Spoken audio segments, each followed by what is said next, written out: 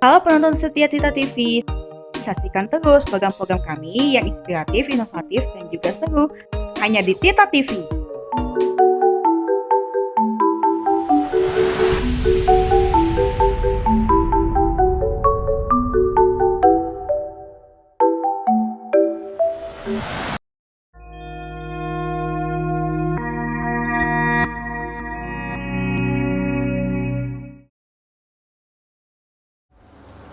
Salam jumpa kembali dalam acara Binter atau Bina Karakter bersama saya Julie yang bertujuan untuk membahas pentingnya karakter. Adapun topik kali ini karakter perubahan moral diri. John Dewey berkata, "The good man is the man who, no matter how morally unworthy he has been, is moving to become better." Setiap orang dapat merubah moral dirinya, walaupun sebelumnya ia memiliki moral yang kurang baik. Adanya perubahan berarti berpindah dari satu keadaan ke keadaan baru yang lebih baik di dalam hidupnya. Keinginan ini harus timbul dari dalam dirinya sendiri dan bukan dari orang lain. Orang lain dapat memberi nasihat, petunjuk, doa, namun ia sendiri harus melakukan perubahan moral. Walaupun acap kali kelihatannya tidak mungkin, keadaan ini dapat terjadi melalui suatu peristiwa yang berpengaruh di dalam hidup seseorang. Anne Frank berkata, orang tua hanya dapat memberikan nasihat yang baik atau menempatkan anak mereka di jalan yang benar. Pembentukan akhir karakter seseorang terletak di tangan mereka sendiri. Di samping karakteristik kepribadian seperti empati, rasa pengendalian diri, perasaan tanggung jawab bagi orang lain, dan latar belakang keluarga dari orang tua yang mengajarkan toleransi dan kepedulian. Di samping karakteristik kepribadian seperti empati, rasa pengendalian diri, perasaan tanggung jawab bagi orang lain, dan latar belakang keluarga dari orang tua yang mengajarkan toleransi dan kepedulian, ada faktor lain yang membantu untuk menjelaskan mengapa pada beberapa orang tertentu ada yang memilih untuk bertindak dengan penuh kasih sayang dan penuh keberanian tanpa memperhitungkan akibatnya bagi dirinya sendiri. Psikolog Anne Colby dan William Damon menemukan bahwa dalam proses kehidupan orang-orang yang luar biasa ini, mereka mengembangkan tujuan pribadi dengan melibatkan sebuah perubahan moral. Dalam semua kasus, tujuan memerlukan komitmen untuk menjadi penyebab atau prinsip yang mengarah pada kehidupan pelayanan dan integritas dengan tidak berkompromi. Dalam kebanyakan kasus, mentor dan rekannya memainkan peran yang berpengaruh dalam pengembangan tujuan yang menentukan.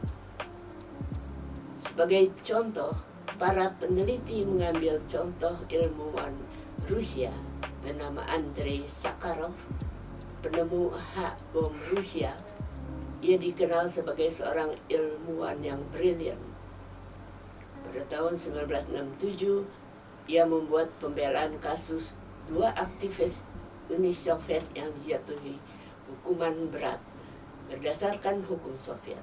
Tetapi sebagai akibatnya, ia kehilangan izin untuk pekerjaan ilmiahnya.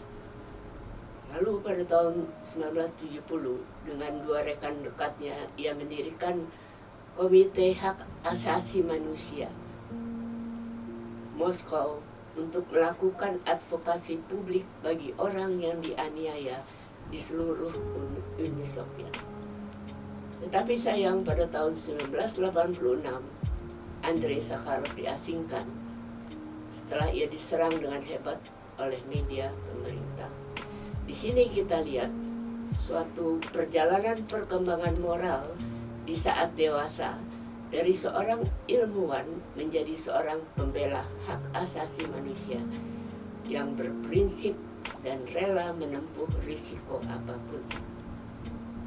Ia didukung oleh rekan-rekannya yang mempunyai pikiran yang sama dalam komitmennya untuk kebebasan manusia. Dan meskipun ada saja yang menentangnya, ia terus memilih untuk bergerak maju. Hal ini menggambarkan bagaimana proses perkembangan karakter dapat terus berkembang seumur hidup.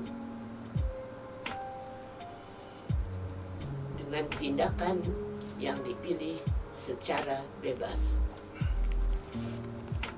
Nah, selanjutnya mari kita simak perubahan pandangan dari seorang anak kecil yang dapat penjelasan yang bijaksana dan dapat pengertian yang sangat berarti dari ibunya. Ada seorang wanita kulit putih yang hendak melakukan perjalanan dengan seorang putrinya yang berusia 6 tahun.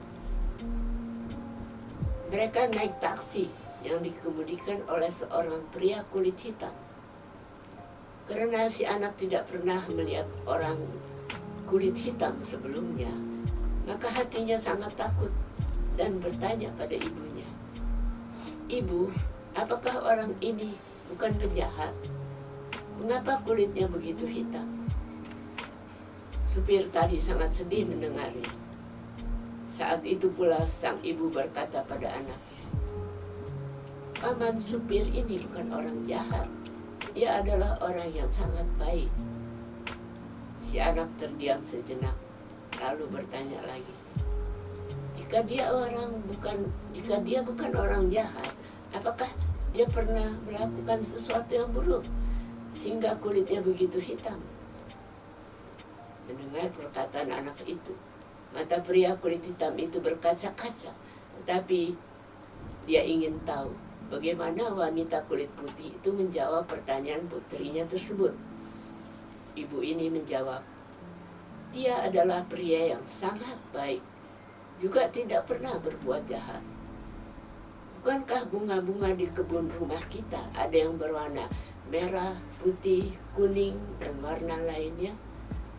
Bukankah biji benih dari semua bunga tersebut berwarna hitam?" Anak itu berpikir sejenak. "Benar, Bu, semua bijinya berwarna hitam." "Nah," kata ibunya melanjutkan, "benih hitam itu yang memekarkan bunga-bunga berwarna-warni yang indah, sehingga dunia menjadi penuh warna-warni juga. Bukankah begitu, anakku?" Anak itu menganggukkan kepalanya. Anak ini seakan-akan tiba-tiba tersadarkan dan berkata, "Kalau begitu, pasti paman supir ini bukan orang jahat ya, Bu. Terima kasih paman supir. Anda telah membuat dunia menjadi penuh warna-warni. Saya akan berdoa untuk Bapak." Anak yang polos ini lalu mulai komat kamit berdoa. Supir kulit hitam ini tidak bisa menahan diri lagi untuk tidak mengalirkan air mata. Saudara, penjelasan yang bijak membuat pengertian yang mendalam.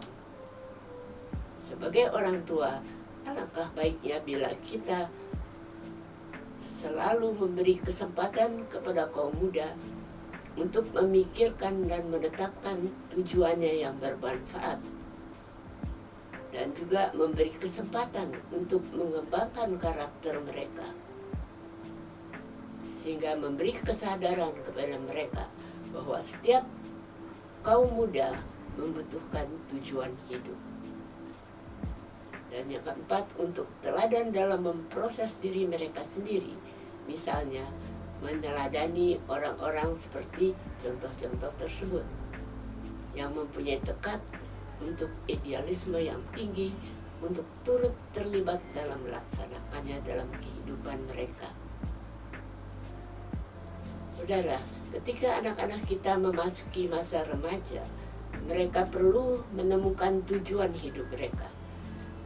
Banyak remaja yang kurang memahami tujuan hidup mereka, sehingga mereka mencari pelarian dalam obat-obatan, alkohol, seks, dan lain-lain. Mereka juga memerlukan bantuan di dalam menolak media yang memaksimalkan kesenangan semata-mata. Dukunglah mereka untuk mencapai tujuan mereka dalam jangka pendek. Misalnya, agar dapat masuk akademi yang lebih baik, atau mendapat pekerjaan yang baik, serta mendukung visi mereka agar mereka tidak menghadapi kekecewaan atau keputusasaan sebelumnya.